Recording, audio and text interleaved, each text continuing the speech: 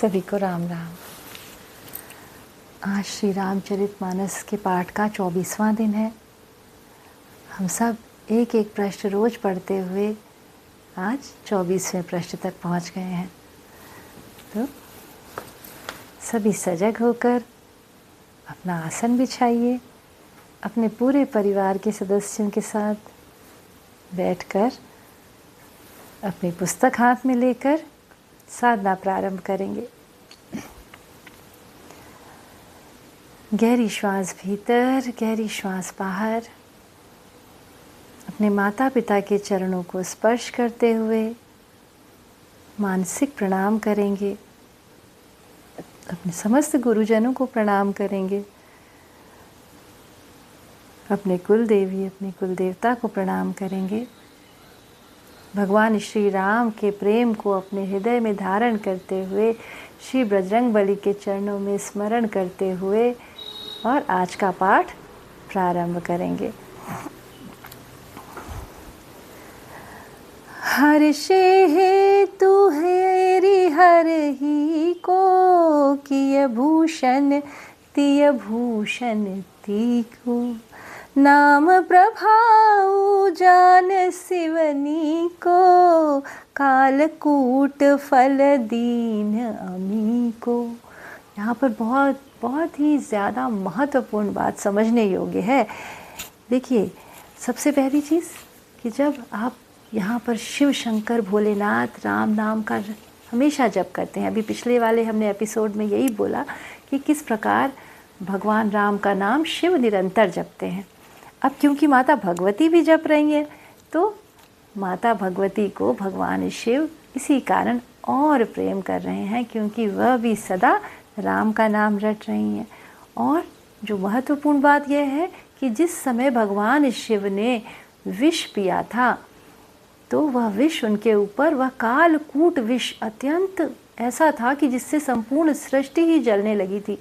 और भगवान शिव ने जब उसको ग्रहण किया होगा, तो वो कैसे उस विष के प्रभाव से बच गए कि विष यहीं तक, हृदय में तो भगवान श्री राम का वास था, तो वहाँ तक तो विष जा ही नहीं सका, वह तो सिर्फ कंठ तक ही रहा। और माता भगवती ने जब बहुत प्रेम से भगवान शिव के कंठ को स्पर्श किया, तो धीरे धीरे धीरे धीरे भगवान शिव स्वस्थ हुए।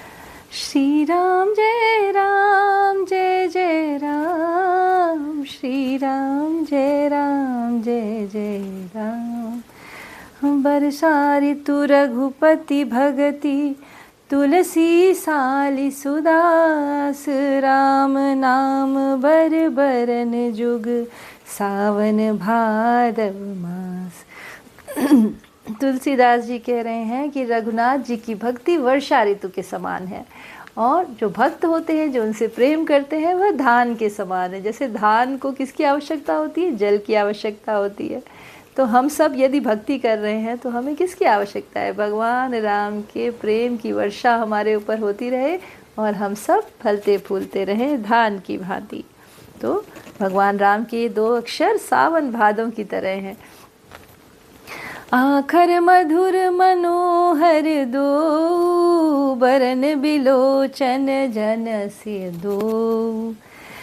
सुमिरत सुलभ सुखद सब काहू, लोक लाहू पर लोक निबाहू। कहते हैं यह दोनों अक्षर रा और माँ इतने मधुर और मनोहर हैं कि यह वर्णमाला के शरीर के नेत्रों के समान है। भक्तों के जीवन है, स्मरण करने में आसान, सुलभ, सबको सुख देने वाले और सबका लाभ देने वाले। यह कौन है? भगवान श्री राम। कहत सुनत सुमिरत सुठिनी के, राम लखन सम प्रिय तुलसी के। बरनत बरन प्रीति बिलगाती, ब्रह्म जीव सम सहज संघाती।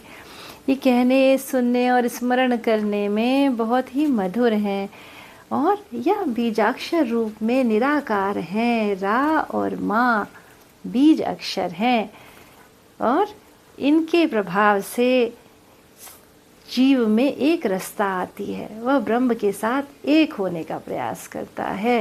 ऐसा इस नाम की महिमा है। नर नारायण सरिस सुभ्राता, जगपालक विशेषी जन त्राता।